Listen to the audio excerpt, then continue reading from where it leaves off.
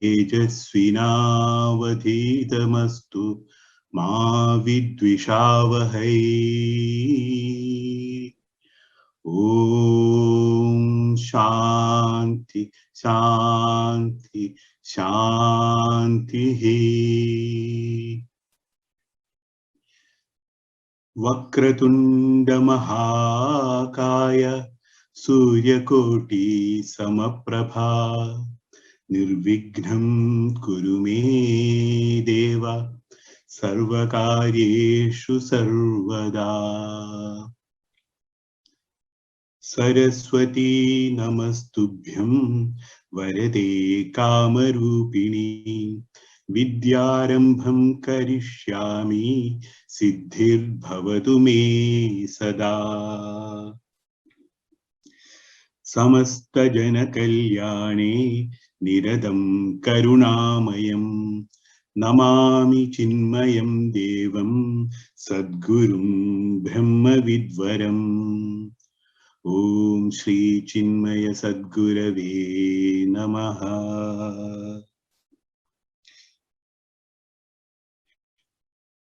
गुरु ब्रह्मा गुरुर्विष्णु गुरुर्देवो महेश्वर गुरु साक्षात् परं ब्रह्म तस्मै श्री गुरवे नमः। ओम पार्थाय प्रतिबोधितां भगवता नारायणेन स्वयं व्यासेन ग्रथितां पुराणमुनिना मध्ये महाभारतम् अद्वैतामृतवर्षिणी भगवती अष्टादशाध्यायिनी अम्ब त्वाम् अनुसन्दधामि भगवद्गीते भवद्वेषिणी। वसुदेवसुतं देवं कंसचाणूरमर्दनं देवकी परमानन्दं कृष्णं वन्दे जगद्गुरुम्। मूकं करोति वाचालं पङ्गुं लङ्घयते गिरिं यत्कृपातमहं वन्दे परमानन्दमाधवम्। यं ब्रह्मा वरुणेन्द्ररुद्रमरुतः स्तुन्वन्ति दिव्यैस्तवैः वेदैः साङ्गपदकमोपनिषदे गायन्ति यं सामगाः। ध्यानावस्थिततद्गतेन मनसा पश्यन्ति यं योगिनो यस्यान्तं न विदुःसुरासुरगणा देवाय तस्मै नमः। देवाय तस्मै नमः। ओम शांति शांति शांति।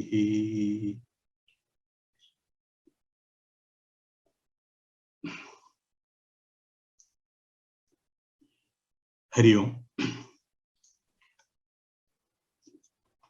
We are all so pleased and feeling so blessed in the presence of Swamiji again. What we are all experiencing in our continuous learning is that at certain places we feel that the intricacies or the detailing need some additional explanation for us to understand the Tattvam very, very clearly. Of course, we are discussing amongst our group, but we feel that there is a limit for us. And if certain dimensions are added, things will be much, much more clearer to us. So we all consider the presence of Swamiji as the blessings from the Guru Parampara. Swamiji, we all welcome you again with our humble namaskarams. Hari Om.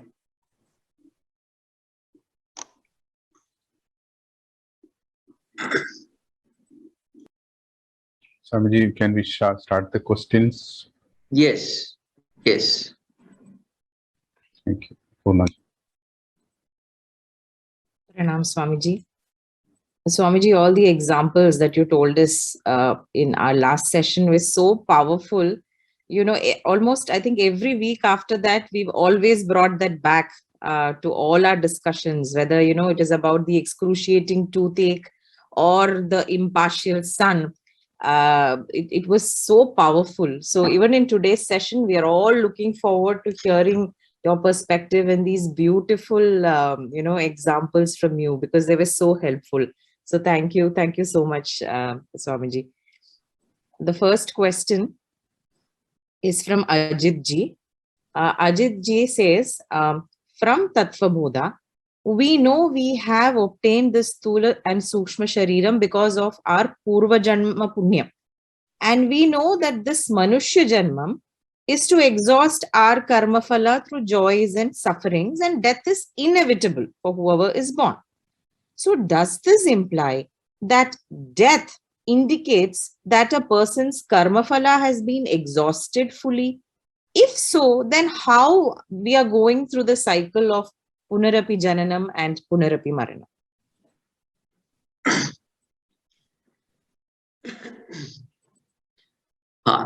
Hari Om Ajit Ji. Hari Om Swamiji. So, now if you have to understand this question, first we have to understand certain laws of karma. The first law is, any karma has got its karma phala. They're all simple laws, and then finally we'll come to this question. Yeah. First law, whatever karma is performed, there has to be a karma phala. Now, before that, we have to understand what is karma. Action done with a sense of doership alone can be called karma. So this is the first law. What is karma? Any action is not karma. Action performed with a sense of doership. Means what? I am doing it. With this feeling when you do something, then that alone is called karma. So therefore, in the sleep, when I unknowingly push my brother aside when I am sleeping, will that be called karma? Yeah. No, because there is no sense of doership. Right? So, number one, karma is that action where there is sense of doership. This is law number one. Law number two, every karma has got its karma phala. Right? Law number three, karta alone becomes bhokta. The one who performs action, the results of those actions will have to be enjoyed or suffered by the performer of the action alone. I can never enjoy the result of somebody else. Not possible. My own actions come back to me as karma phala to me. Karta alone becomes bhokta. Right? And the next law is, there is a particular time of rectification for the karma to become karma phala. And the time of rectification will change based on the nature of karma.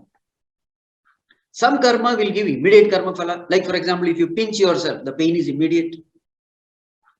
Some karma will give karma phala after 2-3 hours. You eat some food, that food becomes energy after a few hours.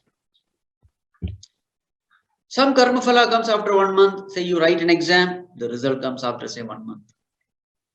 A child is born after 9 months. So karma phala is after 9 months. So depending upon the karma phala's time of rectification will vary. Some karma phalas may come after a few years. Sometimes it may not come in this birth, it may come in the next birth. You understand? It is exactly like sowing the seed. When will the seed sprout? We don't know. We'll have to see the nature of the seed.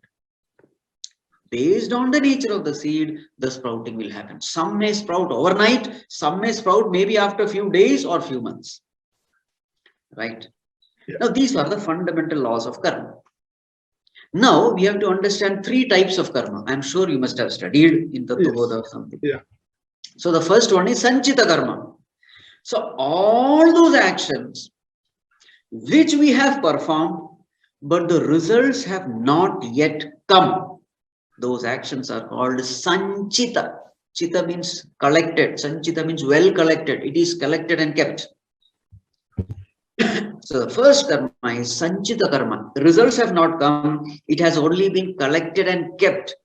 So it is waiting for the future, and the right time the fructifications will happen. Till then it is just stored and kept there. Right? Sanchita karma. The second one is called Prarabdha karma. So what is Prarabdha karma? In this collection of Sanchita, a small part, the time of fructification has come. It is ready to give karma phala. So based on that karma phala, what body is needed, we get a body, and then we live our life in that body, in that environment. So this karma is called Prarabdha karma. Those actions where the fructification time has come and it has already started yielding results. So in order to go through the karma phala, a body is given to us, an environment is given, and we live our life.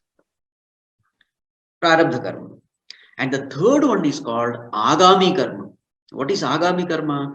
While you are going through the Prarabdha karma, you perform new karmas. As you are exhausting your karmas, you perform new karmas, and this new karma becomes capable of giving results in the future. Agami means future. Right? So this is called as Agami karma. Sanchita karma, Prarabdha karma, and Agami karma. So now let us take an example. Suppose in Sanchita karma you have 1,000 karmas you have performed. Out of that, 200 is ready for fructification. Right? Yeah. So now with that 200 karma, we take a birth. We are in a particular body. So how much is left now in Sanchita? 800. 800. Right? 800. So now in this 200 karma, we are exhausting by going through a particular life. We are exhausting our karma. But in the process, we add another 500 by performing new karmas. You understand? By the time 60, 70 years are over, we have added another 500. Now, after death, how much is left now? 1,000 minus 200, which is 800, plus 500. So, therefore, totally how much it is now? 1,300. 1,300. Now, okay, out of 1,300, again, let us say 200, Prarabdha karma, again, fructification time has happened. Again, we come back to this world in some form. Again, in the process, we add up another 500 while exhausting 200. Now, how much is left now? 1,700. 1,600, right? Yeah. The point is this. It gets accumulated. It gets accumulated. Now, just imagine for infinite births. Anadi Kala, we have been doing karmas, and more than exhaustion, accumulation also only is happening. So what must be that, what you call magnitude of those Sanchita karma which we have done in the infinite past? It must be a mountain heap, isn't it? Yes. Yes. So therefore, your question is this. When we are living, death doesn't mean all the karmas are exhausted. No, only a part. Only a part which is ready for fructification, only that part brings this body into existence. Once death is over, then another set is waiting for fructification.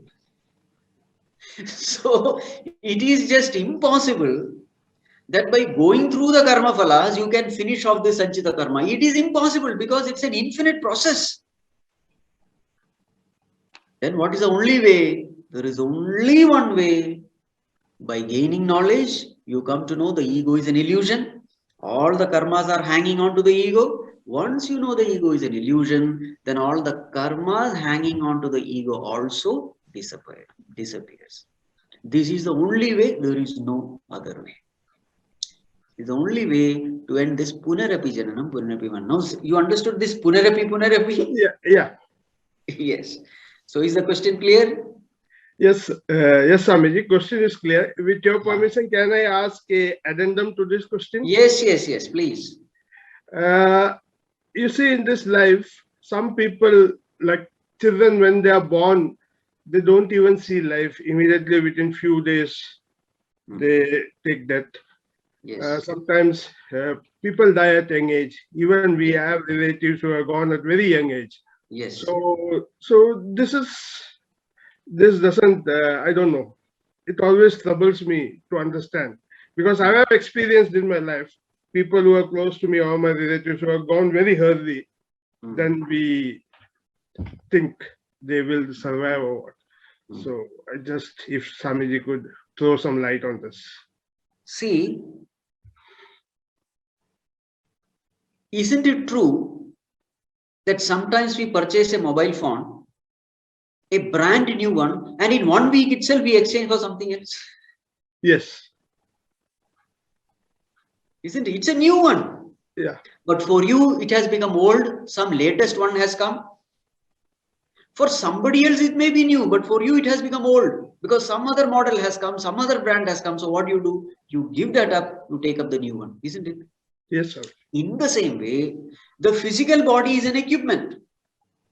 So it is possible that only few karmas are there, which has to be exhausted. So that person comes in that body, lives for maybe a few months and gives up the body. Because only few karmas are there in that body to be exhausted.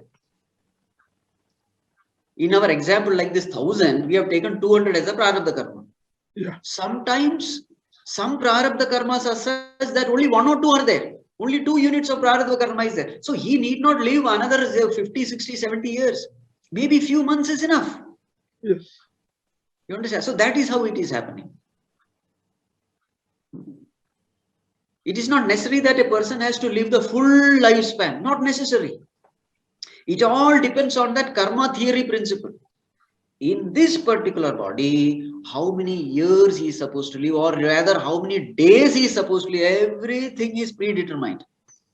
So this prarabdha karma is like a short arrow. You can't change anything there.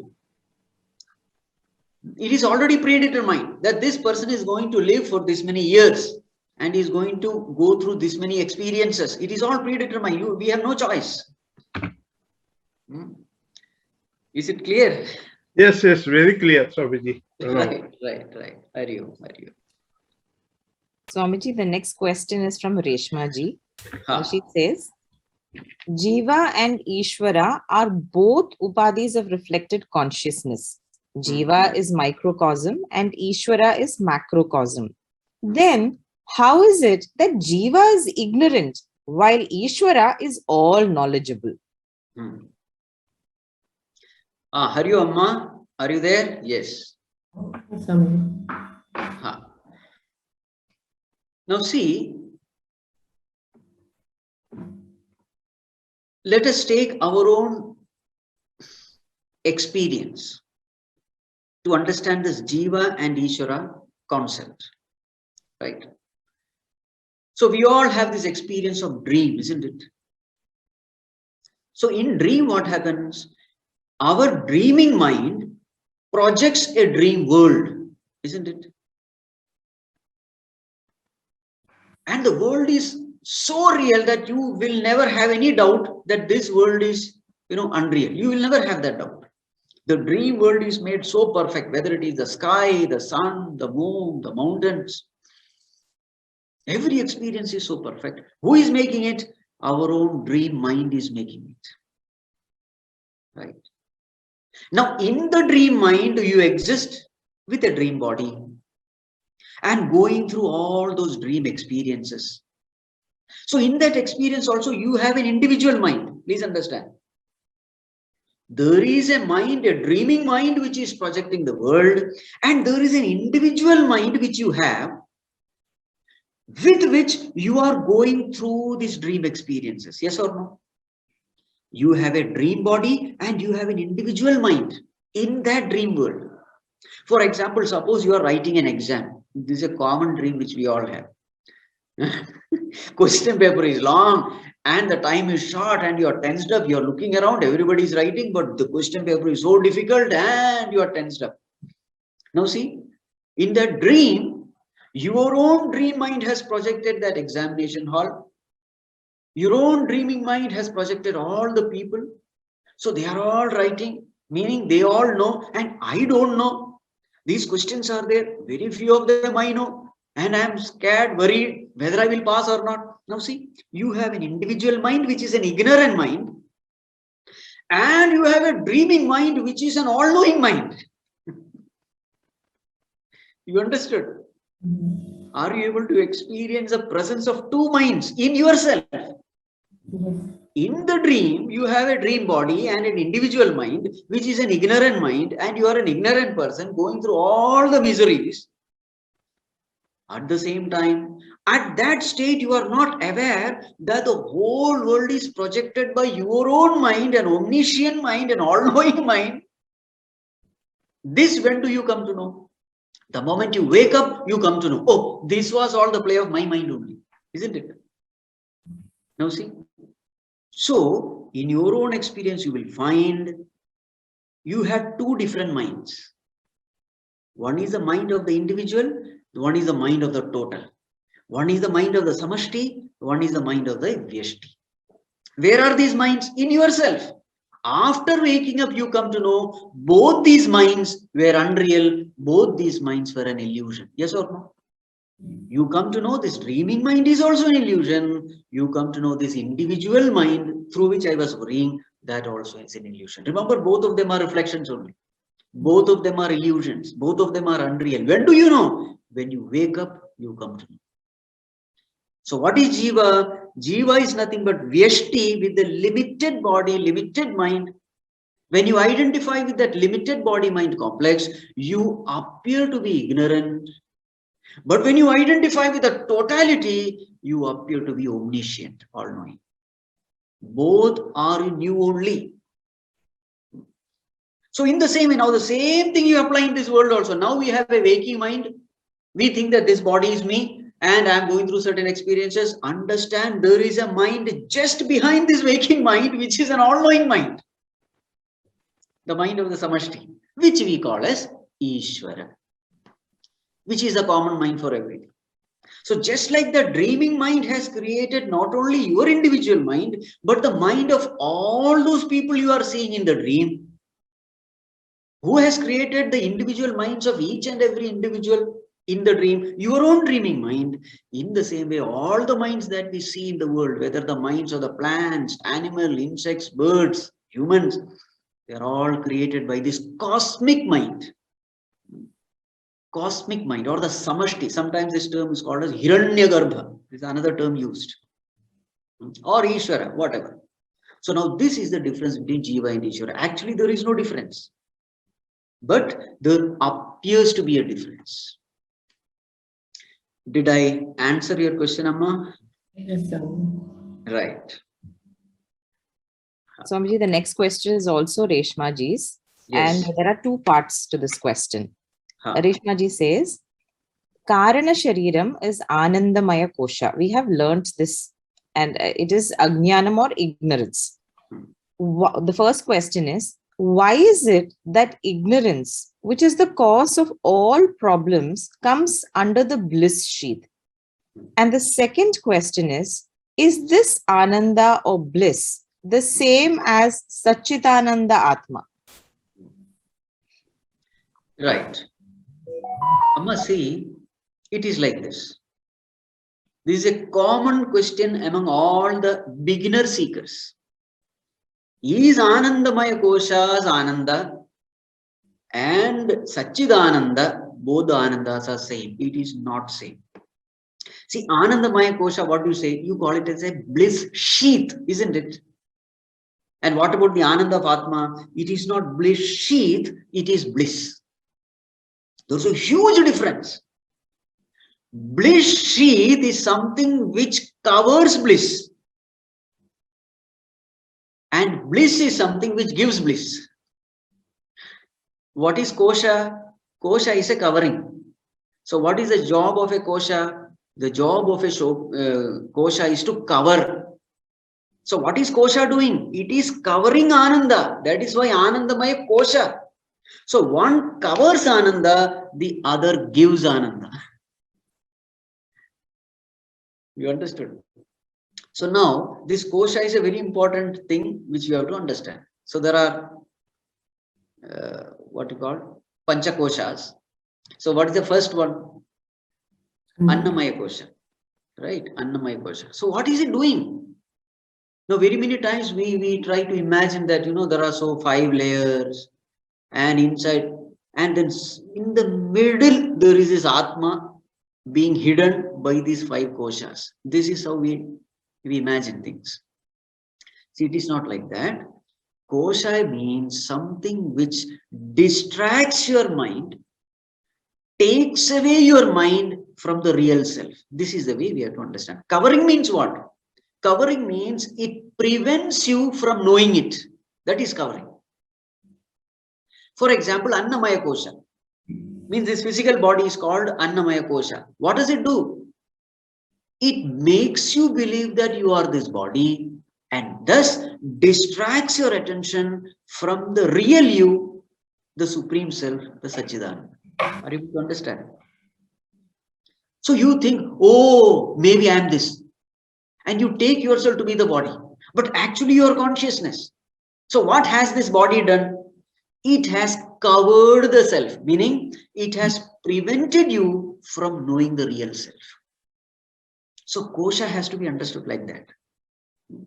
That which takes away your attention from the real thing, that which covers the real thing, and thus prevents you from knowing it. Right? So therefore, what does this Anandamaya kosha do? Now let us come to this one. So please understand, Anandamaya kosha is different from Anandamaya. Why? What is the difference? One covers Ananda, the other gives Ananda. Supreme Self gives Ananda because Ananda is his nature. Bliss is his nature. What does Anandamaya kosha do? It covers Ananda. Now the question is, how does it cover Ananda? How does it prevent us from knowing this real Ananda? So now see, what does Anandamaya, you must have studied Priya, Moda, Pramoda, etc. Isn't it? So Anandamaya kosha makes you believe that happiness is outside, in some object, in some situation, in some person, in some, where is actually Ananda? Ananda is my nature, but Anandamaya kosha makes me believe that happiness is not your nature. Happiness has to come from the outer world. So Anandamaya kosha is saying, see, look, there, happiness is there, not here. You understand? So you are made to believe that happiness comes from some sense object, from some sensual experiences. So therefore what happens? You become extroverted, not introverted. Bahirmukhi, not antarmukhi. This is the job of Anandamaya kosha. And why is it happening? It happens because of ajnana, ignorance. I don't know myself, therefore I misunderstand myself to be something else. Clear? Now, since Anandamaya kosha is a product of avidya, ignorance, now what is the first byproduct of avidya? It is the ego. The first byproduct of avidya is the ego. Now tell me, ego is a joy-giving thing or a terrible misery-giving thing? It is definitely misery-giving thing, isn't it? So that is why Anandamaya kosha's maximum Ananda is when you go to sleep. What happens when you go to sleep? This monster ego is not there. And because ego is not there, your happiness becomes maximum, almost equal to samadhi level. You go. Because all the problem creator is ego only. So your question here is, why is it that ignorance, which is the cause of all problem, come in bliss sheath? Now you got the answer. All your bliss is covered by this ego. So the moment that ego goes away out of helplessness. In sleep, you are not consciously dropping the ego. Unconsciously, helplessly, ego is dropped from you. By the grace of Mother Nature, you are made to drop the ego. And thus, you are made to experience the bliss. So it is the absence of ego which makes you experience bliss in the Anandamaya Kosha. Is this point clear? Yes. Yes. Hariom Swamiji. Ha. So absence of ego. So we can also add absence of mind, absence of buddhi activities, everything, no? Yes, yes. Ego is the locus upon which the mind, intellect, exercise functioning. Ego is the boss. Yeah. For the sake of ego, mind, intellect, everything is functioning. Oh, yeah. So therefore, when the ego is gone, all the other servants of ego also, they also take rest. Yeah. Okay. Hariom sir. One more doubt is regarding Karna Shariram only, because last time when we were discussing Karna Shariram, last session when you came, you said it's ignorance and it's only one. So I had a feeling whether we have only one Karna Shariram or every Jiva has a Karna Shariram. So in that last session, see, Karana means what? Cause. What is the cause of our Sukshma and Sthula Sharira? The cause is only one, ignorance. Cause is only one, ignorance. I don't know myself. What is ignorance? I don't know myself. Now this not knowing myself is common in everyone. But at last class I told, the expressions of Karana Seva can be different. What is the example I had given? I had given the example of a rope. All the three people, they have no idea about what there really is. So all of them, they see something, but they don't know that it is rope. So one person thinks it is a snake. The other person thinks it's a garland. Another person thinks it's a crack on the ground. Now see, nature of ignorance is the same. What is the nature? I don't know. But the expressions are different. So according to the samskaras in us, I start projecting different things upon this unknown thing. So Karana Sharira is the same in all of us. What is a common thing? I don't know myself. But then the expressions of Karana Shariras are different. And that is why each and every one of us, we have different Sukshma Shariras and different Sthula Shariras. Physical body is different. The mind, intellect is different. They are all expressions of Karana Sharira. Nature is the same, expressions can be infinite. Right. Swamiji, the next question is from Dipali ji. She says, in Gita, it is referenced that Bhagwan had created Jagat with the help of Prakriti, and somewhere under his observation, Prakriti has made Jagat. Can you please clarify this with a few examples? And also in correlation with the above question, what is meant by Prakriti Vikriti? Amma, are you there? Dipali Amma. Are you there? Yes, Swamiji. Pranam, Pranam. Now see, here we have to understand God as consciousness. So in Bhagavad Gita it is said, Maya adhyakshena prakritihi suyate sacharacharam hetunanena kaunteya jagat viparivartate. This is the verse. So what is the role of the Lord as consciousness, as Brahman? The role of the Lord is only one. He enlivens the inert Prakriti. He gives life. He makes them sentient. This is the job. Let us take about our own body. So in this body, what is the role of consciousness? It makes the inert body, mind, intellect sentient. He gives life. That's all. He remains as a witness, Adhyaksha.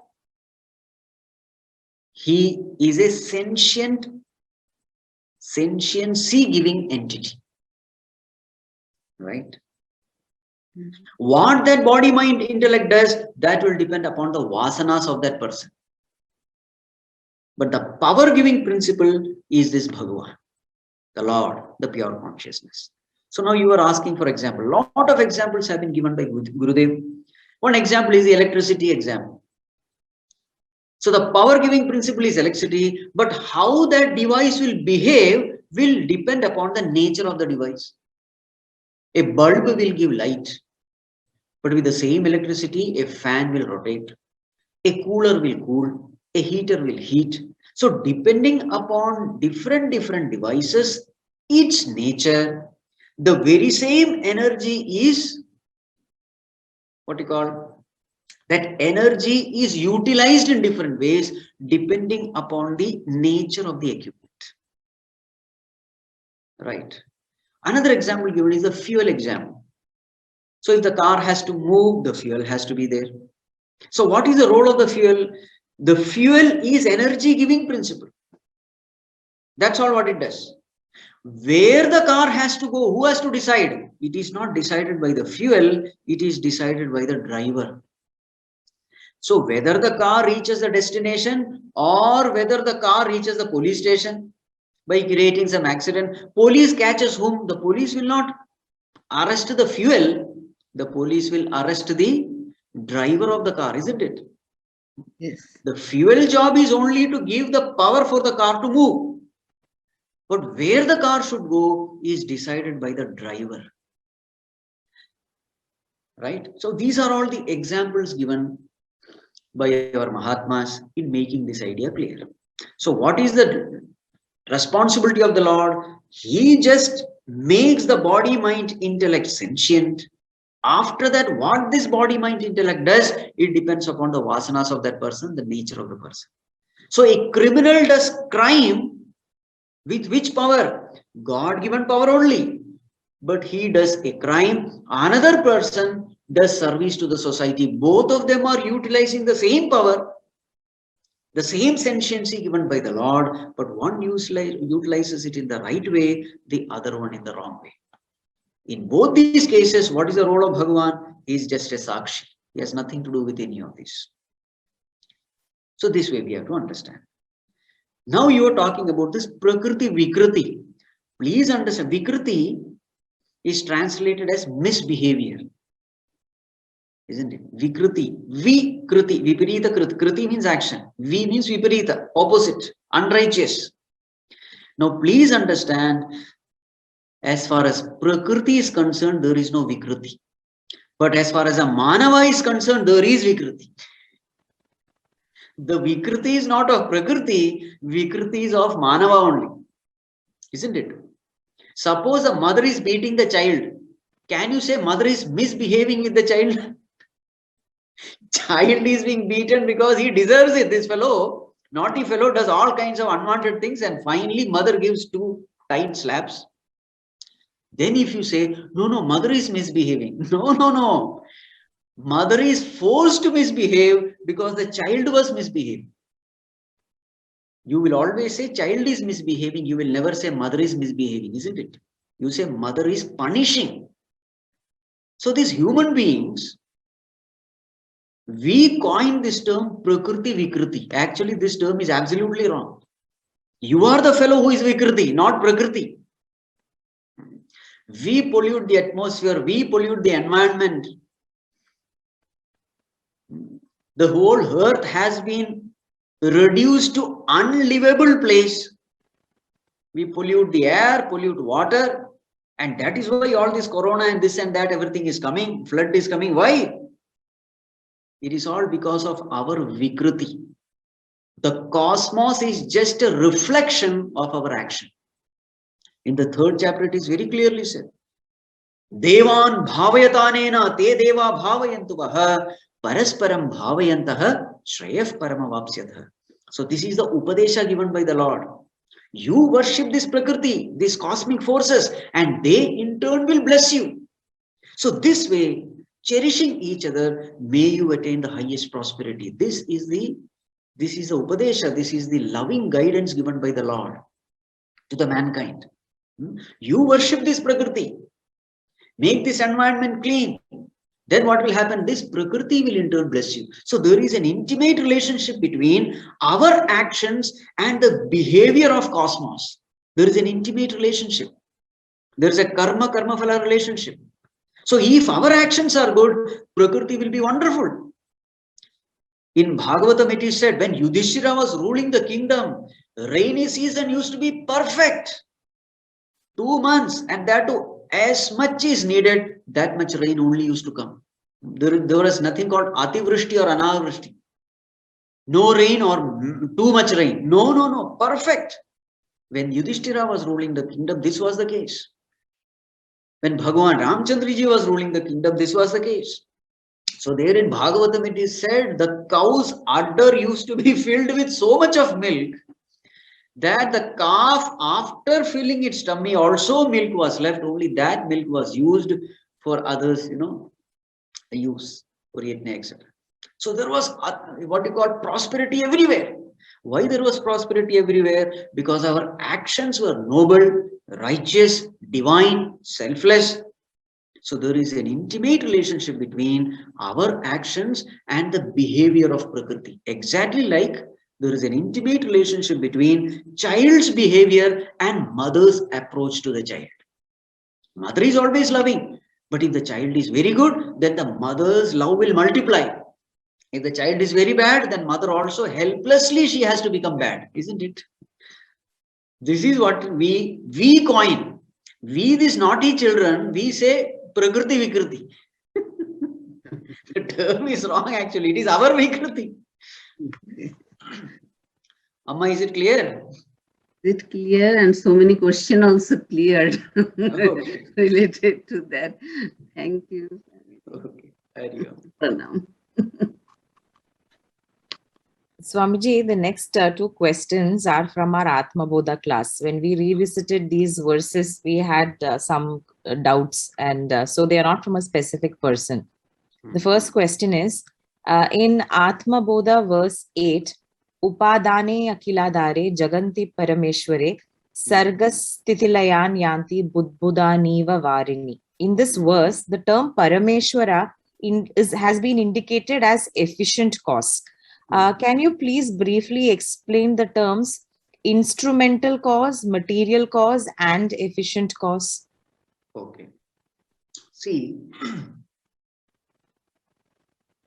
Parameshwara, here it is written, Parameshwara is indicated as efficient cause. Now, it is not efficient cause, it is material cause. See, first of all, we have to understand what these causes are. In making anything, these 3 things are necessary.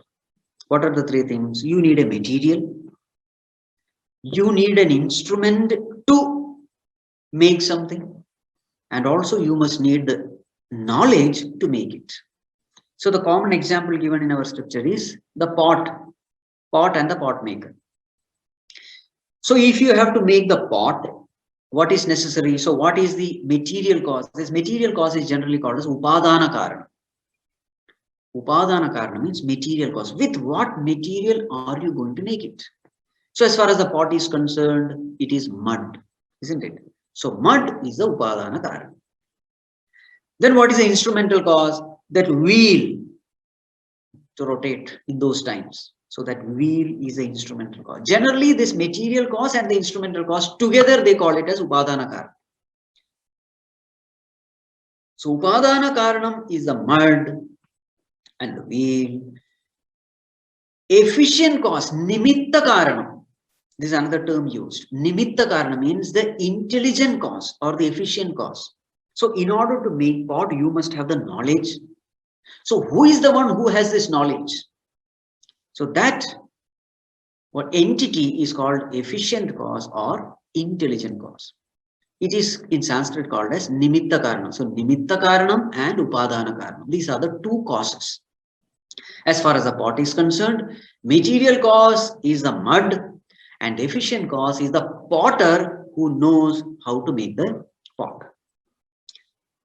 Now, so Bhagavan is called as Abhinna Nimitta Upadana Karana. You must have heard this term. Abhinna Nimitta Upadana Karana. Means what? He himself is the material cause, he himself is the efficient cause. Abhinna, they are not bhinna, they are one. And the common example given is the spider example. Yathornanabhishrajate grunnatecha Mundakopanishad. The example given is a spider. So the spider brings out that material from its tummy, from its stomach. So the material cause is spider, and the spider itself, spins that web.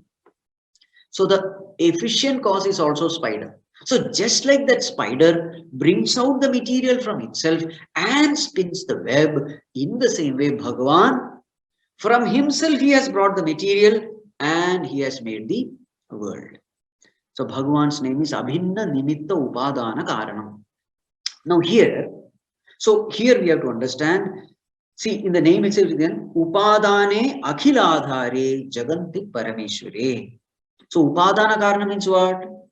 Material cause. So what is being said here? Just like Budbudani va Varini, just like the form and the froth and the bubble and the waves, they are all appear to be different things. But what is the material cause for all of them? Water. Water is the material cause. In the same way, the whole world, they exist in God, they remain in God, they go back to God. Upadane akhila adhare. For everything, he is the adharam, he is the substratum. Just like this bubble, the bubble is born in water, remains in water, goes back to water. In the same way, the worlds also. Bubble means what? So just like there are infinite bubbles, Anantakoti bubbles are there. In the same way, Anantakoti Brahmandas are there. All those Brahmandas, all those cosmoses, they exist in God, remains in God, and dissolves in God. This is the meaning what is said there. So these are the three things. So please understand, Upadana Karana means not efficient cause, it is material cause. Nimitta Karana means efficient cause. Upadana Karana means material cause. I hope it is clear. Anything else is there in this? Is it clear? Yes, it's clear. It's clear. It's clear. Okay. Then we'll go to the next verse, Swamiji. Yes. It is verse 9 in again Atma Bodha. Huh. Sachidad manya nusyute nitye vishno prakalpitaha vyakto vividah sarva hatake katakadivat. In Yes. this verse, when we were discussing, we discussed that Vishnu has been indicated as Desha Aparicheda, but can't we say that Vishnu is Kala Aparicheda and Vastu Aparicheda also? Yes. See, in this verse itself, these two terms are there. Vishnu, actually the term means Vyapanoti iti Vishnu. That which is all pervading is Vishnu. Vyapakatvat Vishnu. Vishnu means that which is all pervading. But if you see this verse, Sat Chit Atmani Anusyute Nitye. Now if you see this term, Desha Aparicheda means what? That which is not limited by space, isn't it? Means what? Not limited by space means all pervading. So what are the terms here which indicate all pervasiveness? Anusyute. Anusyute means all pervading. So that term is there. Now the question is, can't we say Vishnu is Kala Aparicheda? Of course, yes. Which is the term in this verse which indicates Kala Aparicheda Nitye. Nitye means eternal. So that which is eternal is not bound by time. Isn't it? Then the next one, Vastu Aparicheda. That also is there. What is that Vastu Aparicheda? Sat. Sat means existence. Existence. In everything, irrespective of its name or form, what is common in everything? Existence is common, isn't it? You can't destroy the existence of a thing. You may burn a paper, but what remains? Ash remains. Means what? Now the paper is existing as ash. So what is common in them? Existence is common. So that's why in science we say energy can neither be created nor be destroyed. It can only be transformed, isn't it? From one form to another. The same thing is here. So Vedanta says existence can never be destroyed. So this is called as Vastu Aparicheda. It is not limited by Vastu, a thing. So what is common in everything? Existence is common in everything. So therefore, the form and the name, etc. of a thing can never limit the existence of a thing. So therefore, these terms are there in this very verse itself. So Vishnu is definitely beyond time, beyond space, and beyond what we call in Vastu Paricheda is causation. Cause, effect, cause, effect, cause, effect. One thing gets transformed into another as causal, karya, karana, sambandha it is. So Vishnu is, yes, it has Desha Paricheda, Kala Paricheda, and Vastu Aparicheda also. Clear? Yes, Swamiji. Yes. The next question is from Ajit Ji. Huh. Shravanam, Mananam, and Nitidhyasana are the practical aspects of Jnana Yoga. Swamiji, can you please elaborate on the third aspect, which is Nitidhyasana? Yes. Nididhyasana means assimilation of knowledge. What is the proof that knowledge has become mine? What is the proof that knowledge has become mine? So this knowledge has got 3 stages. First is Shravana Janita Jnana. You listen and you gain the information. That is also a knowledge. Now you know, oh, Aham Brahmasmi. Oh, the scripture says Aham Brahma Asmi. You have got the information. So that is the first stage of knowledge. But now you have a lot of doubts. So attending study classes, etc., you think over, you analyze, you churn, you do mathanam, you reflect upon it. So many questions are there. All these doubts are there, and you get answers to all these doubts. And now a time comes when there is no more any doubt. It's very clear to you. So this is called as Manana Janita Jnana. In English, we call it conviction. So the first stage after Shravanam, you have the knowledge which is called as information. The second stage is conviction. What is conviction? I have no doubt that this is true. I have no doubt about it. I am very clear about it. So this is the stage after Manana. Now the third one is Nididhyasana. Nididhyasana means experiential knowledge. So first stage is information, second stage is conviction, the third stage is transformation. You must be transformed by this knowledge. What do you mean transformation? Transformation means you must gain all the benefits promised by this knowledge. The knowledge must be well assimilated. It is something like food. Just because you have eaten food doesn't mean that food has become one with you. No. It's possible you may eat and then vomit it out also, isn't it? The food has to become one with you. In the same way, the knowledge should become one with you. What is the proof that knowledge has become one with me?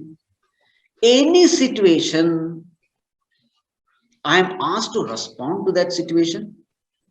So if I am able to respond to that situation based on this new knowledge, if this knowledge is helping me, then understand that knowledge has become yours. Whatever is promised by that knowledge, if I am able to gain it, then understand that knowledge has become yours. For example, this Brahmajnanam, what does it promise? It promises you contentment, fulfillment, happiness, independence, control over the mind and the senses. They are all the promises given by this knowledge. So what is the proof that this knowledge has become yours? You are able to see the results. Falashruti is happening in you, isn't it? Yeah. You're not a complaining, grumbling person anymore. Once upon a time, yes, I was like that. But after this knowledge, a tremendous amount of transformation I see in myself. So then we have to understand, yes, this knowledge is getting assimilated in me. It is becoming one with me. Now, what is the knowledge here mentioned in spirituality? The knowledge is, I am not the body, I am pure consciousness. I am the witnessing consciousness, which is of the nature of Sat, Chit, Anand. So in Nididhyasana, what you do? So the definition of Nididhyasana given is Sajatiya Pratyaya Pravaha Nididhyasanam. Sajatiya Pratyaya Pravaha. Pravaha means a flow of what? Sajatiya, of similar Pratyaya. Pratyaya means thoughts. Sajatiya Pratyaya Pravaha. Constant flow of similar thoughts. But what kind of thoughts? Advaita Vastu Sajatiya Pratyaya Pravaha Nididhyasanam. So your mind is constantly flowing on that Advaita Vastu, that pure consciousness. Your mind is constantly occupied with it. It has become the nature of the mind to think about it. You have become one with it. Effortlessly, your mind is abiding in it. So this is a result of Nididhyasana. In short, now what is natural to us? Now we think I am the body. It's very clear, I am the body. And all our responses are based on this understanding, I am the body. Now a time must come when your responses must be based on this knowledge. What knowledge? I am not the body, I am pure consciousness. So every time I am the body thought comes, what do? You replace the I am the body thought with I am consciousness thought. Chidananda Rupaha Shivoham Shivoham. So again and again you replace the wrong thought with the right thought. You replace the wrong understanding with the right understanding. And over a period of time, what happens? Right understanding becomes natural to you. Because you are constantly practicing it. Anything which you constantly practice, it becomes a habit. It becomes a vasana. What do you mean habit? Effortlessly that happens through you is called habit. So a time comes when you know I am Brahman, Aham Brahmasmi. You know it. Just like today I know I am a man, I am a woman, I am a human being. I don't have to keep on repeating I am a man, I am a man, I am a man. I don't have to do it. I know it. All my responses are based on that only. So similarly, a time must come when I know that I am pure consciousness. I know that I am not this body. You see, I know that I am immortal. I know that I am infinite. I know it. Just like today I know I am a man. In the same way, after Nididhyasana, a time must come when I know that I am Satchit Ananda Atma. For that, what has to be done? Again and again, again and again, again and again, you will have to keep on reminding yourself that this is the truth. In the language of devotion, it is called God remembrance. Narayana Smriti, remembering God. This is the language of devotion. In the language of knowledge, you will say, I am Atma, I am Satchidananda Atma. Both are one and the same. So what is the greatest achievement of life? At the time of death, can you do this? At the seat of meditation, maybe rare some moment you are able to connect. Fine, good. Now the real test is at the time of death. Prana prayana samaye kafavata pittehi kantavarodhana vidhau smaranam kutaste. Prana prayana samaye, when that prana is going to leave, kantha avarodhana vidhau, when you are troubled by kapha, vata, pitta, etc., that smaranam should happen. Then you are passed in this, what you call, in this examination. Antakalecha mameva smaran muktva kalevaram yav prayati samadbhavam yati nasti atra samshaya. At the time of death, a person who is able to hold on to me, he alone has truly hold on to me. And what is the result of such a Becomes what you call such a great achievement? The result is moksha. In fact, while living itself, we can attain this. It is not that after death moksha has to happen. No. While living itself, if the mind is firmly rooted in God, then know for sure you are liberated. So this is the result of Nidhyasanam. Remember, Shravanam is very easy. Mananam is little more difficult. Nidhyasanam is the most difficult because it takes lifetimes. Right? Clear, Ajit ji? Hari Om Swamiji, Pranam. Very clear. Swamiji, the next question is from Suresh ji. Ha.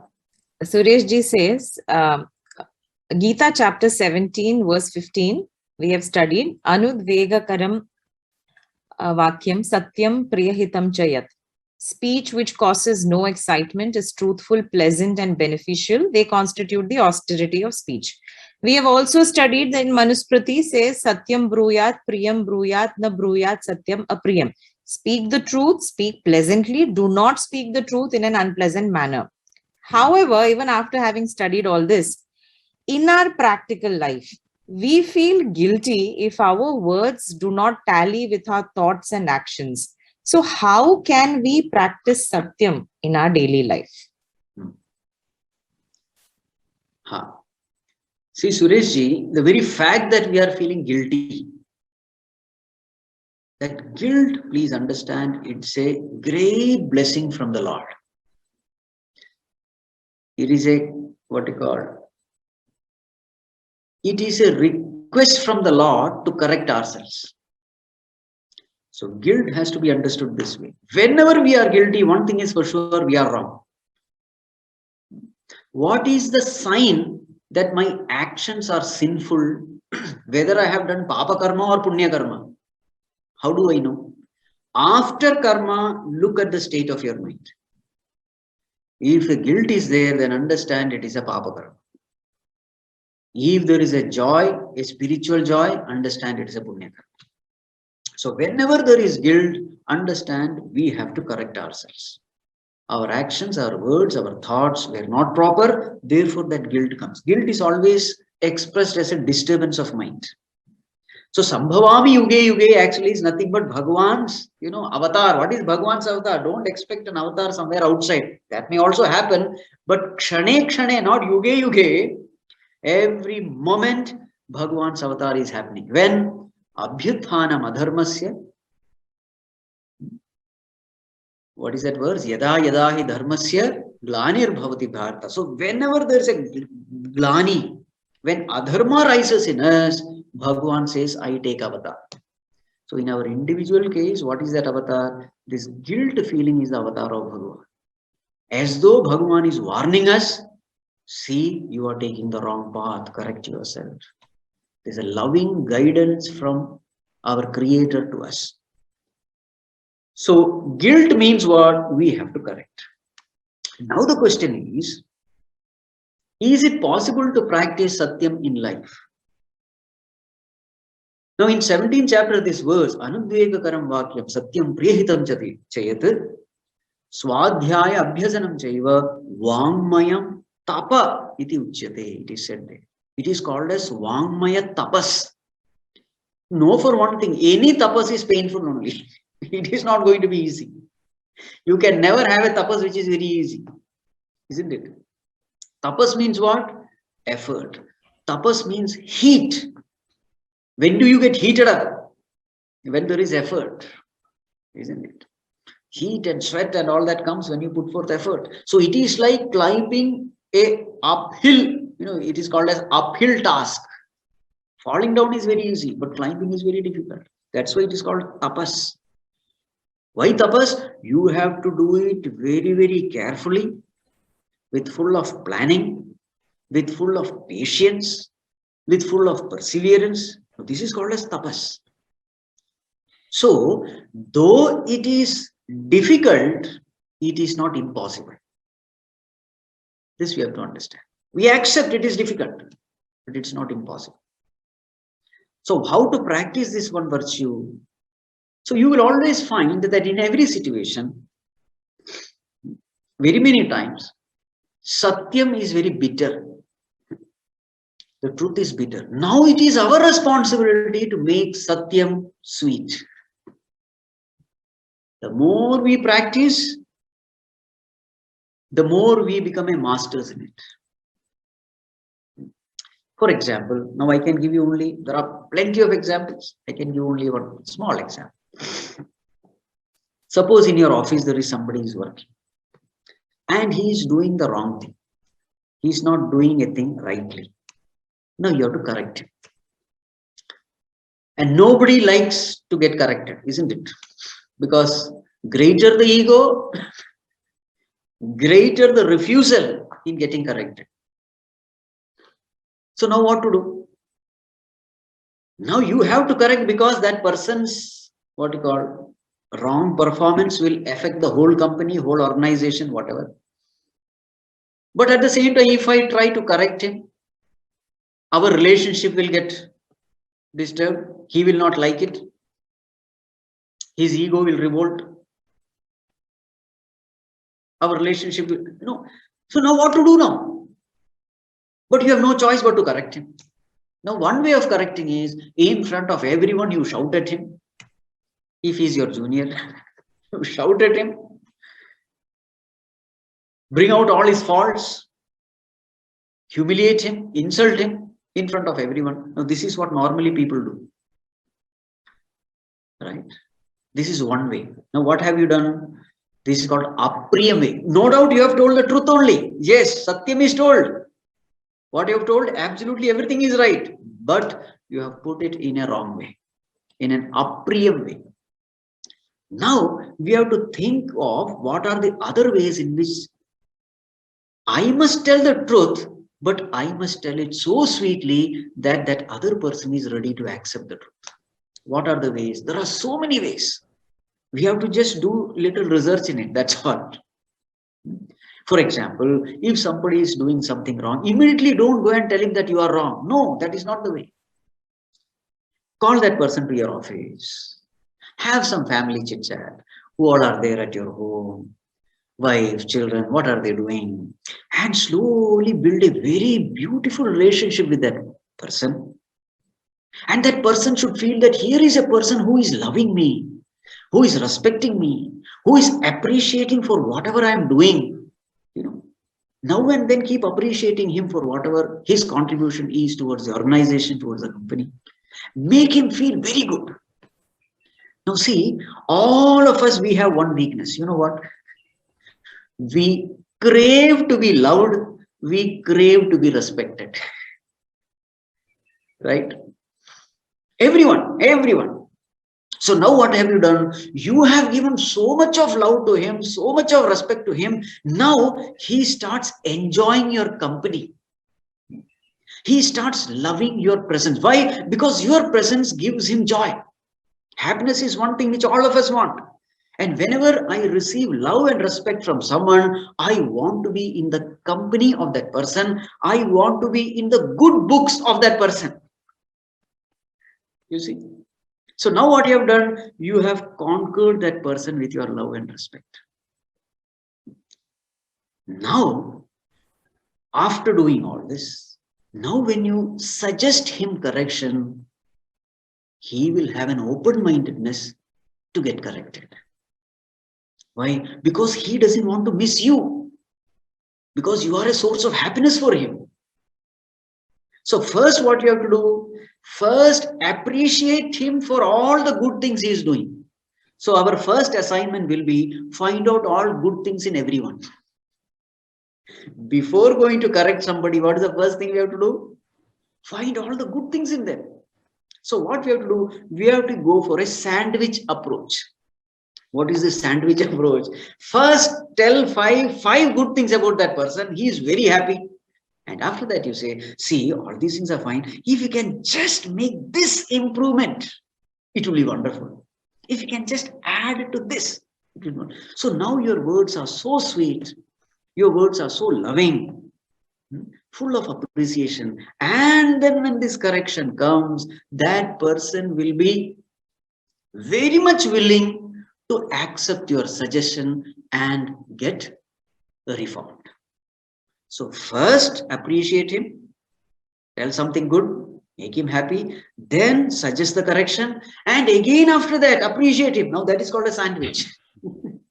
End the conversation not in a bitter way, end the conversation also in a very sweet way. So what has happened? Your job is also done. That person also has become, happy. So now this is called tapas. This is called Vangmaya tapas. It's a tapas. It's a spiritual discipline. Bhagavan doesn't want us to hurt anyone in the name of truth. There are some people who say, I don't care about others. I speak only the truth. Such people are there. It is wrong. You will always find that if you use hurting words, your words may be true, but you will be disturbed. You may say that you are speaking the truth. Yes, but truth alone will not do. Satyam, Priyam, Hitam, Anudvegakaram. All the 4 factors have to be taken into account. Not only Satyam. See, people make this mistake. They say, I speak only the truth. But what about others? Others I don't care. Anudvegakaram, non-agitating way. Satyam, truth. Priyam, sweetly. Choose the words. If a situation is difficult, sit down. Pray and say, Bhagavan, how am I to deal with this person? He is really creating trouble for me. He's testing my patience. He's testing my everything, all noble virtues. So pray to the Lord. Choose the words. Every word has to be chosen. Make it sweet. That may not be your nature, but working against your nature is tapas. What else is tapas? Isn't it? Slowly, slowly, when you do this, an ability comes to you. Now, see, everything is habit. Over a period of time, a time comes when you are describing hell to a person and that person says, how to reach there? You understand? You are describing hell and that person says, oh, I would like to visit that place. So this is the definition of a diplomat. They say diplomat is a person who describes hell so beautifully that you look forward to asking how to go there. Right. So these are all the glories of sweet speech. So Satyam, Anudvegakaram, Priyam and Hitam. What is good for the other person you must speak. Speak sweetly, speak non-agitatingly, speak the truth and speak for the welfare of the other. Hitam. So this is called Vangmaya tapas. If we sit and consciously practice it, we all can achieve it. There are so many different ways of handling a situation. There are so many beautiful ways of handling situation. But unless we pay attention to how to beautifully handle it, we will not learn it. That's all. Sureshji, did I answer? Crystal clear. And also, I think you're reading my mind with your example. Okay.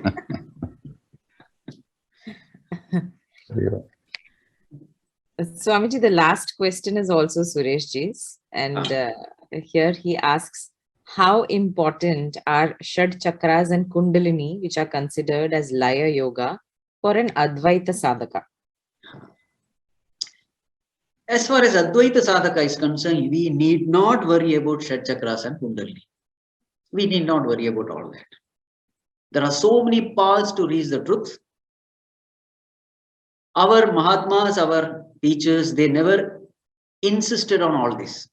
Whether it is Ramakrishna Paramahansa or whether it is Ramana Maharshi, they all said develop these 3 qualities: Jnana, Bhakti, Vairagya.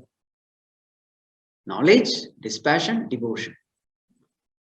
Our scriptures also, Bhagavad Gita also, we will never find this Shat Chakras and Kundalinis mentioned anywhere. In Bhagavatam also it is not mentioned. Even among these 3, Jnana, Bhakti, Vairagya, emphasis is on Bhakti only. Develop devotion for God and everything else will come. This is what is said. And this is what is said in other religions also, whether it is Christianity or Islam. It is all the same thing. Develop Bhakti for the Lord.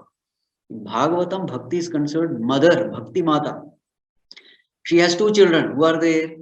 Jnana and Vairagya. So Bhakti Mata has two children, Jnana and Vairagya, and Mukti is her Dasi, servant maid.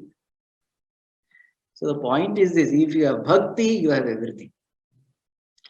Tesham satata yuktanam bhajatam priti purvakam dadami buddhi yogam tam yena mamupayamite. Those people who worship me with lot of love, etc., I give them knowledge. And thus, I make them free from this birth, death cycle. So therefore, let us focus on bhakti. And through bhakti, let us grow in devotion and knowledge. This is more than enough. Then whatever kundalini has to rise from our spinal cord, it will happen automatically. You don't have to worry. If the horse is running, the carriage will run behind. You don't have to worry whether the carriage is running or not, isn't it? So let us pay attention to the most important thing, that is bhakti. Remember, even in all these sadhanas like Shat Chakra, Kundalini sadhana, etc., the final thing is bhakti only. Without bhakti, whatever sadhana you do, nothing is going to yield result. No, it can give only ahankara as a result. We may become arrogant based on our siddhis and riddhis, etc. Bhakti is the most important thing, whichever path you take. So let us focus only on that. The simple path given by our Mahatmas, the simple, straightforward, easy path given by Yogeshwara Krishna himself in Bhagavad Gita. So that is the best path. Let us not unnecessarily get into complicated, difficult ones. I hope I have answered. Yes, Swamiji. Swamiji, since the time is there, I have one or two more. From the Yes. first question, you answered that only the Karta will get the Karma Bhalam. Yes. But if you look at the Raja or King, if he does a good or bad, all the Prajas also will affect on that. So how do you... It is like this. If I have done good karmas, I will be born to good parents. I may say it is all because of the parents that I got all this. It is all the punya karma done by the parents because of which I am, blessed, etc. But there is another truth also, isn't it? I am born to such parents because I have done good karmas in the past. So my own good karmas come as good parents to me. In the same way, my own good karmas come as good king to me. So king is getting good praja or the praja is getting good king, all because of their own karmas only. I hope it's clear. Clear. Yes. Then another question is on the Titiksha part. Huh. Titiksha. So Titiksha, we have to, take like Ishvara Prasadam. Yes. But out of, you cannot oppose something and you are bearing that pain. So that is a different thing. So how do we see that? What is a Titiksha you have to take in? See, there are two situations, choiceful situations and choiceless situations. In choiceful situations, we have to exercise our choice. There is a freedom given to us. There is some power given to us. We must exercise that power, that talent, that ability, the freedom in order to change a situation. If I can improve a situation, so for example, I am a politician, I am a prime minister or chief minister or some MLA, and I can improve a situation, I should not say that, oh, it's all Ishvara Prasad and simply keep quiet. No, I should try to improve the situation because I have been given the power. I have been empowered by the Lord to change the situation. But suppose I am an ordinary citizen and now I have no power and all these politicians are corrupt and so many corruption is happening. Now I have no power. So in such choiceless situation, what I should do? I should consider as Ishvara Prasad. Titiksha. Cheerful endurance, not a helpless endurance. No. Cheerful endurance, saying that whatever Bhagavan does is perfect. So the point is, whether it is a choiceless situation or a choiceful situation, I am cheerful. This is the most important thing. Did I answer? Yes, yes, Swamiji. Thank you, Swamiji. Yet again, after a satsang with you, your words have energized us. It's like somebody is shining light inside our minds, and everything is so crystal clear.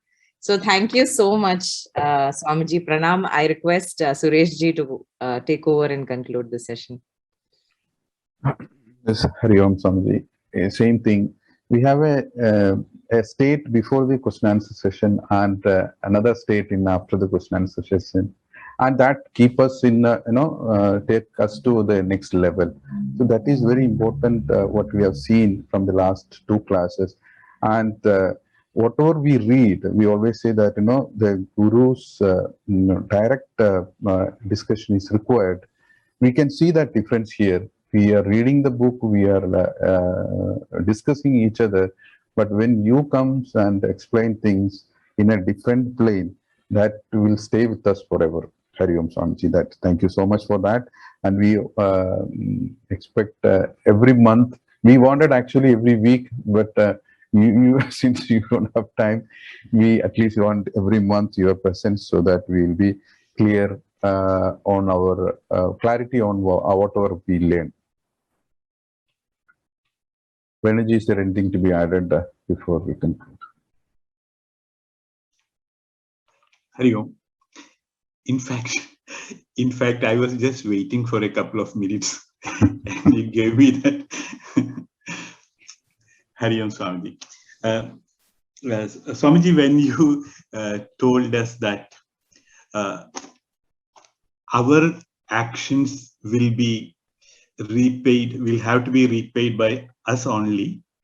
The story which came to my mind, it was many times told, is that of Ratnakaran and Vatmiki. Because when as a child, it was a shocking thing to me when my parents gave me this story of Ratnakaran, because he was doing all the dacoity things, thinking that he is supporting the family and the family will be always supportive of him.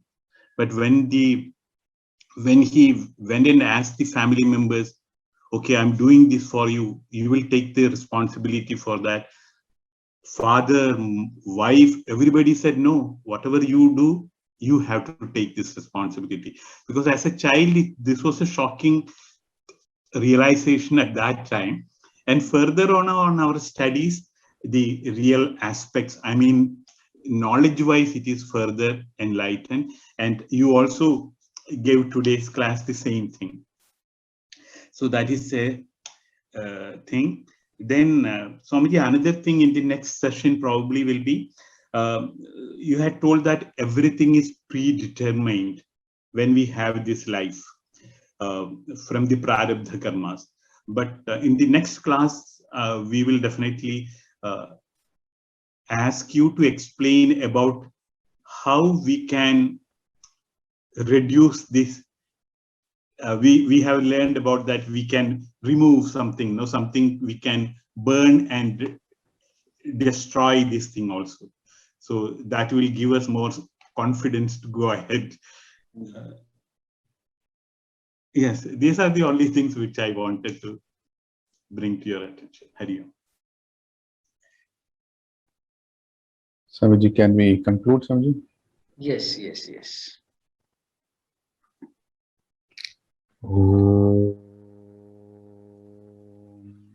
Asatoma sadgamaya, tamasoma jyotirgamaya, mrityorma amritam gamaya.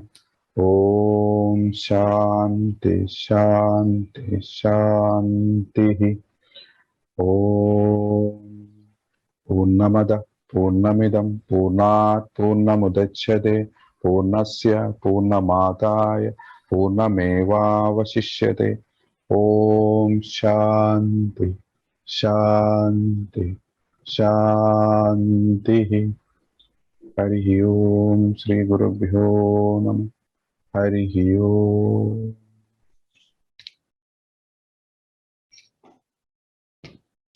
Hari Om Swami. Hari Om.